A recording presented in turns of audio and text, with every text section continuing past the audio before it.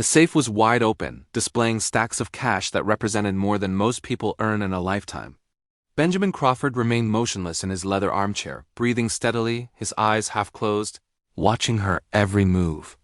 Little Destiny, only 7 years old, entered the office holding her mother Nia's hand. The two had arrived for the night shift, as they had done for the past 2 years at Benjamin's company. The girl wore her miniature purple gloves, a gift Nia had bought to make her daughter feel useful while accompanying her during school holidays. Benjamin had planned this moment meticulously. After discovering that his business partner had embezzled $2.8 million, his trust in humanity was completely shattered. At 48, he had built an empire worth over $300 million. But now he wondered if there was a single honest person left in the world. The test was simple. Leave the safe open with a fortune in plain sight and see if anyone could resist the temptation. Nia began cleaning the bookshelves, focused on her work. Destiny, curious like all children, approached the desk where Benjamin was pretending to sleep. Her little eyes sparkled at the sight of so much money, more than she had ever seen in her entire life. Benjamin held his breath, preparing to witness yet another devastating disappointment. But what happened next left him completely paralyzed. Destiny didn't touch the money. Instead, she noticed that the bills were scattered and disorganized, and began to arrange them carefully, separating them by denomination and stacking them with the precision of a little accountant. Her tiny hands worked with impressive delicacy, as if she were handling something sacred. "Mommy," she whispered softly, "Mr. Benjamin's money was all messy. I organized it, just like you taught me to do with our coins at home." Nia turned quickly, startled. "Destiny, you can't touch the boss's things." "But it was messy, Mom. He'll be happy when he wakes up and sees everything neat." Benjamin felt something he hadn't experienced in years. His throat tightened with emotion. This child, who had probably never held more than $20 in her hands, had organized a fortune instead of taking a single penny. More than that, she made a point of telling her mother what she had done with the innocent transparency of someone who has nothing to hide. What Benjamin didn't know was that this simple gesture of honesty from a 7-year-old was about to trigger a series of events that would not only change his own life, but reveal truths about prejudice, kindness, and the true value of people that he could never have imagined. If you're wondering how a child can teach life lessons to a millionaire, be sure to subscribe to the channel because this story of transformation is just beginning. And what lies ahead will show that sometimes the greatest lessons come from the most unexpected places. In the weeks that followed, Benjamin continued to observe Nia and Destiny discreetly. He discovered that Nia worked double shifts, cleaning at his company at night and working at a medical clinic during the morning. Destiny always accompanied her, doing her homework in waiting rooms or playing quietly while her mother worked. What impressed Benjamin most was the education Nia gave her daughter. "We always return what isn't ours, even if no one is watching," he heard her teach the little girl. "Our honesty is worth more than any amount of money in the world." Nia had grown up in foster care after losing her parents at age 8. She struggled to graduate from high school while working multiple jobs, but was never able to afford college. At 23, she became pregnant with Destiny, and the father disappeared when he found out. Since then, she had been supporting her daughter alone, refusing any kind of assistance she considered charity. Benjamin began secretly increasing Nia's salary, instructing the personnel department to justify it as a performance adjustment. But his good deed did not go unnoticed by the wrong eyes. Marcus Pemberton, vice president of operations and a 52-year-old man accustomed to inherited privileges, noticed the financial movement during a budget meeting. "Benjamin, why are we wasting extra money on cleaning staff, especially on that specific employee?" "Nia is an excellent professional," Benjamin replied calmly. "Excellent?" Marcus laughed dismissively. "Benjamin, you need to understand where these people belong. Give them an extra coin and they'll soon be asking for the whole vault. It's in their nature." Benjamin felt anger rising, but he kept his composure. Marcus was the son of one of the company's founders and held significant shares. His prejudiced opinions had always been tolerated by the board because of his financial influence. "Besides," Marcus continued, "she brings that child here. That's inappropriate. What kind of mother exposes a child to a corporate environment? Clearly, she doesn't have proper family structure." That evening, Benjamin witnessed something that made his blood boil. Marcus had stayed late at work and encountered Nia in the hallway. "Listen carefully," he said threateningly. I know you're getting more money than you deserve. I don't know what kind of special favors you're doing, but it's going to stop. Nia turned pale. Sir, I don't understand. Of course you don't understand. People like you never do. You just take what you're given and keep quiet. And get that child out of here. This isn't a daycare center. Destiny hid behind her mother, frightened by the aggressive tone. Nia hugged her daughter protectively. Sir, I'm just doing my job. Your job is to clean and be invisible. Nothing else. Benjamin watched everything from his office, feeling something he hadn't felt in years, a purifying anger. Marcus had crossed a line that could not be uncrossed. Not only had he insulted Nia, but he had frightened an innocent child whose only crime was accompanying her mother to work. That night, Benjamin made a decision. It was no longer enough to stand by and watch. Marcus Pemberton had revealed his true nature, and Benjamin had the resources to do something about it. What Marcus didn't know was that Benjamin had recorded the entire conversation. The security system that Marcus himself had approved to monitor employees now recorded his own venomous words.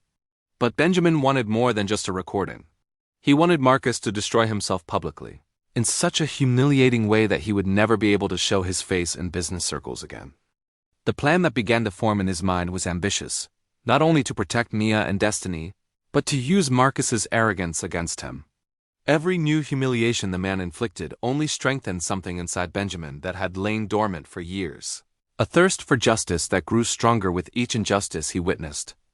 What that privileged executive didn't know was that every act of contempt was writing his own sentence of defeat, and that a millionaire determined to protect an innocent family could be the most dangerous adversary someone like him would ever face.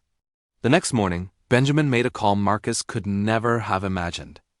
Gabriel, I need your services again, he said to Gabriel Torres, a former FBI investigator and expert in corporate cases. The two had worked together during the embezzlement case, and Gabriel knew every dark corner of the business world. What kind of trouble now, Benjamin? The kind that involves institutional racism and abuse of power. I need solid evidence against Marcus Pemberton. Gabriel laughed on the other end of the line. That spoiled brat? That'll be easier than taking candy from a baby. Guys like him always leave trails. Meanwhile, Marcus intensified his psychological terror campaign against Nia. On Monday, he showed up at the Human Resources Department with a list of fabricated violations. This employee has been arriving late regularly, he lied to Patricia Hayes, the HR director. And that child she brings is causing disturbances. Patricia, a competent woman in her 40s, knew something was wrong. Nia had never been late in 2 years on the job. Mr. Pemberton, I need to check the records. Records can be altered, Marcus interrupted arrogantly. I'm the vice president. My word should be enough. Benjamin watched everything through the security cameras, recording every word. The system Marcus had installed to monitor productivity now recorded his own lies and abuses of authority. On Wednesday, Marcus crossed an even more dangerous line. He intercepted Nia in the parking garage when she arrived with Destiny for the night shift. Listen carefully, he said, blocking her path to the entrance. I know you're doing more than cleaning to earn that extra money. What kind of special services are you providing? Nia trembled with anger and fear. Sir, what you're implying is... I'm implying that people like you always have a price, and I'm curious to know what yours is. Destiny hid behind her mother, whispering, Mommy, why is that man being mean? Don't worry, sweetheart, Nia replied with a dignity that contrasted sharply with Marcus's venom. Some adults are unhappy and try to make other people unhappy too. Marcus laughed cruelly. Unhappy? I have more money in this wallet than you two will ever see in your entire lives. I should be worried about what people like you might do when you get too comfortable.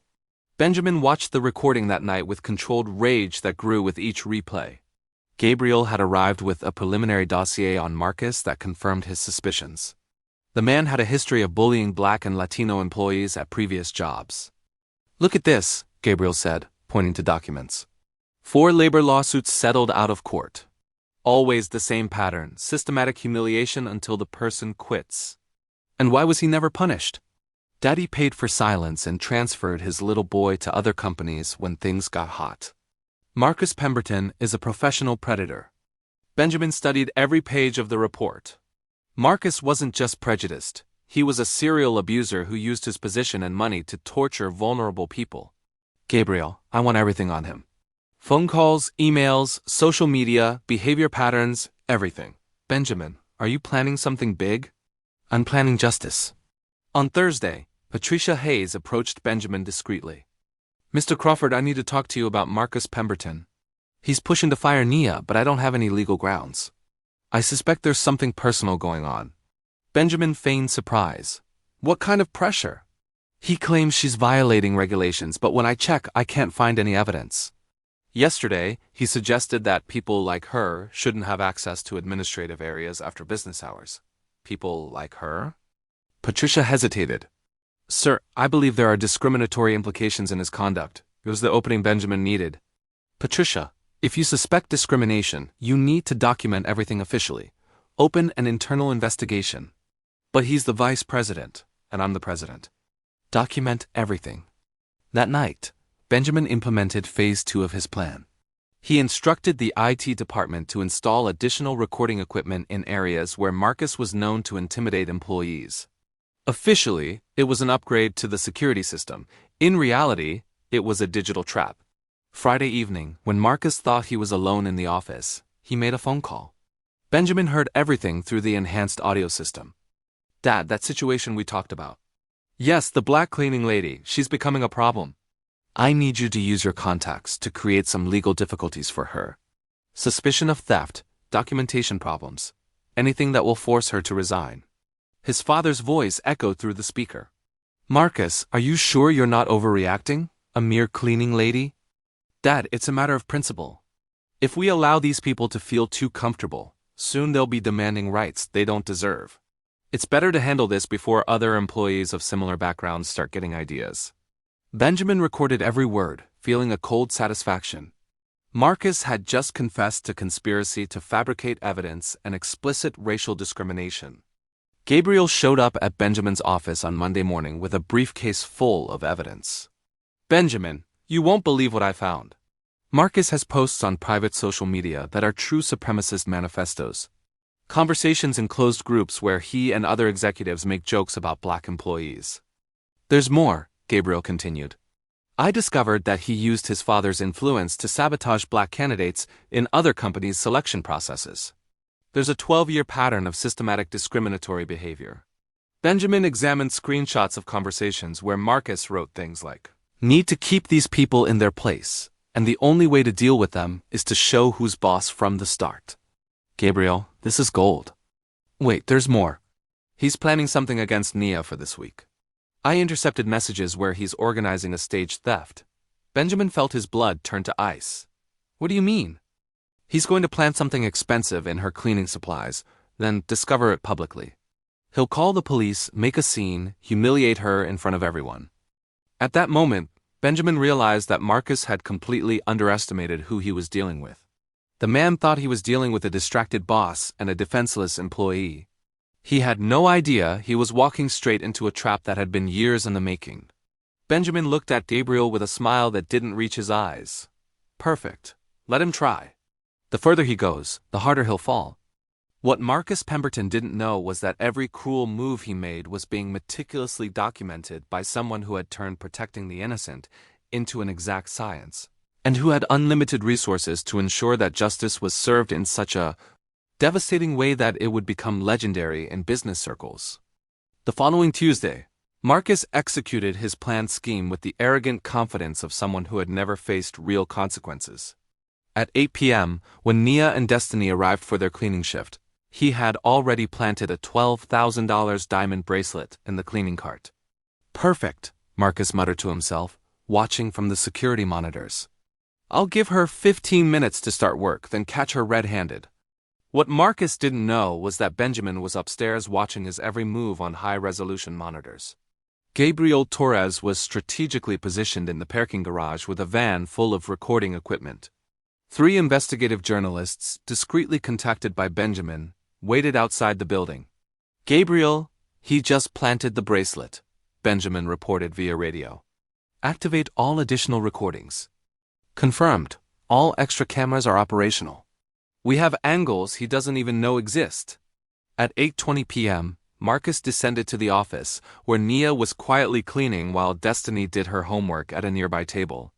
He brought 2 security guards with him and pretended to be conducting a routine inspection. "Mrs. Williams," Marcus said with false courtesy, "I need to check your cleaning supplies. We've had reports of missing items." Nia stopped cleaning, confused. "Mr. Pemberton, I don't understand." "It's standard procedure," Marcus lied, walking directly to the cart where he had planted the bracelet. "Ah, how interesting. What's this?" He removed the diamond bracelet with exaggerated theatricality, as if he had just discovered stolen treasure. "Nia Williams, this is a $12,000 bracelet that went missing from Mrs. Crawford's office yesterday." Nia turned completely pale. "I've never seen that bracelet in my life." "Of course not," Marcus said with poisonous sarcasm. "It just appeared in your cart, didn't it?" Destiny stood up from her chair, frightened. "Mommy, what's happening?" "Be quiet, child," Marcus ordered brutally. "Your mother will have to come with us to explain how expensive jewelry magically appears in her materials." One of the security guards had already picked up the phone to call the police, exactly as Marcus had instructed. "Police? We need to report a theft in progress." It was at that moment that Benjamin appeared at the office door with Gabriel and 3 people Marcus didn't immediately recognize. "Marcus," Benjamin said with a calmness that made Marcus's blood run cold, "I think you should hang up that phone." "Benjamin, I'm glad you're here. We caught your employee stealing your wife's bracelet." Benjamin laughed, a cold sound that echoed through the silent office. "My wife's bracelet, Marcus? I'm not married. I've been single for 8 years. The confidence on Marcus's face began to waver. "What? What are you saying?" "I'm saying we just recorded you planting a bracelet you bought this morning in Mia's cart to frame her." Gabriel approached with a tablet showing high-definition footage of Marcus placing the bracelet in the cart 40 minutes earlier. "Angle 1, he said, swiping to the next video. "Angle 2. Angle 3. We even have your face clearly visible when you checked to make sure no one was watching." Marcus tried to speak, but Benjamin interrupted him. "Oh, but there's so much more, Marcus." "Gabriel, show him the scrapbook we put together." Gabriel opened a digital file and began projecting its contents onto a portable screen. First came screenshots of Marcus's racist posts in private groups. "Need to keep these people in their place," Gabriel read aloud. "That's yours, isn't it, Marcus?" Nia gasped, covering her mouth with her hands. Marcus tried to approach the screen, but Benjamin blocked him. "Here's your conversation planning to create legal difficulties for Nia," Gabriel continued. "And here's your confession that it's a matter of principle to prevent these people from feeling comfortable." "Where did you get this?" Marcus stammered, sweat beginning to form on his forehead. "Security system you approved yourself, remember? Including that call to your conspiracy-mongering father about fabricating evidence against an innocent employee." One of the journalists identified herself. "Rebecca Stone, Channel 9 News, Mr. Pemberton. Would you like to comment on this evidence of systematic racial discrimination and conspiracy to fabricate criminal evidence?" Marcus finally understood the magnitude of what was happening. "You can't use that. I have rights." "Of course you do," Benjamin said calmly.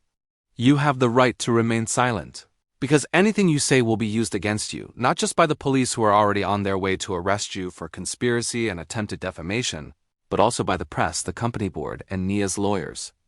Gabriel continued the presentation. "We also have records of your 12 years of systematic discrimination at previous jobs. 4 lawsuits hushed up by Daddy, 11 Black and Latino employees you harassed until they quit. And best of all," Benjamin interrupted, "we have recordings of you on cameras you didn't even know existed, including your threats to Nia in the parking garage and your disgusting sexual implications." The second reporter stepped forward with a camera. "Mr. Pemberton, how do you respond to accusations that you used your position to systematically persecute minority employees?" Marcus tried to run, but Gabriel blocked the exit. "Oh, I almost forgot," Gabriel said with a smile. "Your corporate credit cards were frozen an hour ago. Your family has already been notified of the evidence contents, and the company board called an emergency meeting for tomorrow morning to discuss your termination for cause and possible legal action." Nia, who had remained in shock throughout the revelation, finally found her voice. "Mr. Crawford, did you know this was going to happen?" "Nia, I knew Marcus was prejudiced, but I didn't imagine he would go so far as to try to destroy you with false evidence. When I discovered his plan, I decided it was time to stop being a passive observer." Destiny approached Benjamin timidly. "Mr. Benjamin, will the bad man stop scaring Mommy now?" Benjamin knelt to the girl's height. Yes, sweetheart. He'll never bother you again. Marcus, desperate, made one last pathetic attempt. Benjamin, we can settle this between gentlemen. My family has significant investments in the company. Had, Benjamin corrected, until 20 minutes ago when the board voted unanimously to force the purchase of all Pemberton family shares. Congratulations, you managed to ruin not only your own career but also your family's fortune. The police arrived at that moment, but it wasn't Nia who was arrested. Marcus Pemberton, Detective Rodriguez said. You're under arrest for conspiracy to fabricate evidence, harassment, racial discrimination, and attempted defamation. As they handcuffed Marcus, he looked at Nia with hatred that finally revealed his true nature. This won't stand. My family has influence. Had, Gabriel corrected again, until this morning when the evidence was leaked to all major media outlets. Your father called 2 hours ago asking to be removed from the company's contact list. The third reporter approached Nia.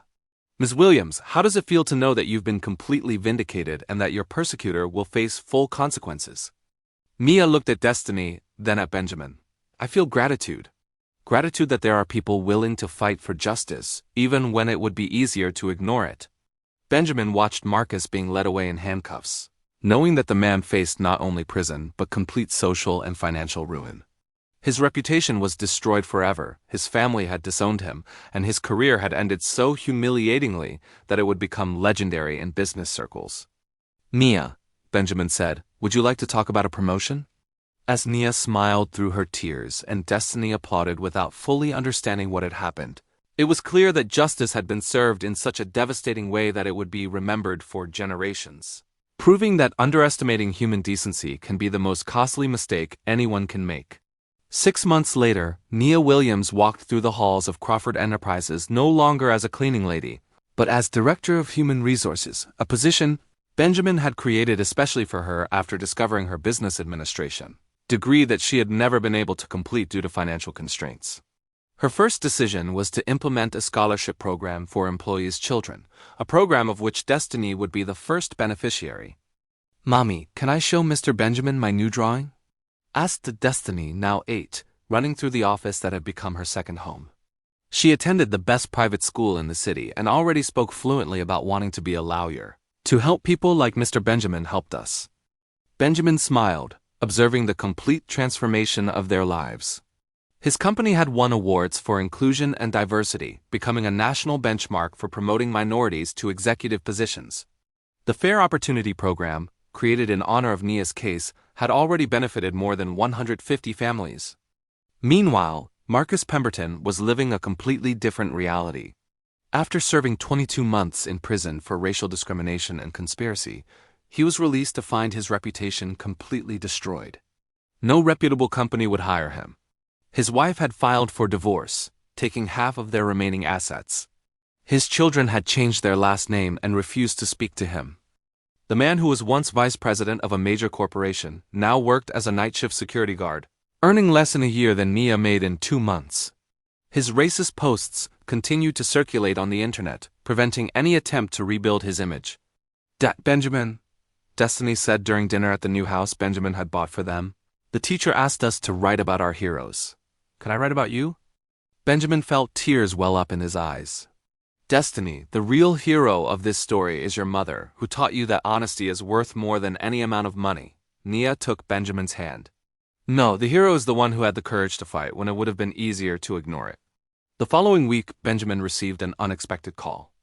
Mr. Crawford, this is CNN reporter Michael Chun. We'd like to do a feature story on how your company became a model of inclusion after the Pemberton case. The story aired during prime time, showing Destiny playing in the office where it all began, Nia working in her new role, and Benjamin explaining how a 7-year-old had changed his view of justice and humanity.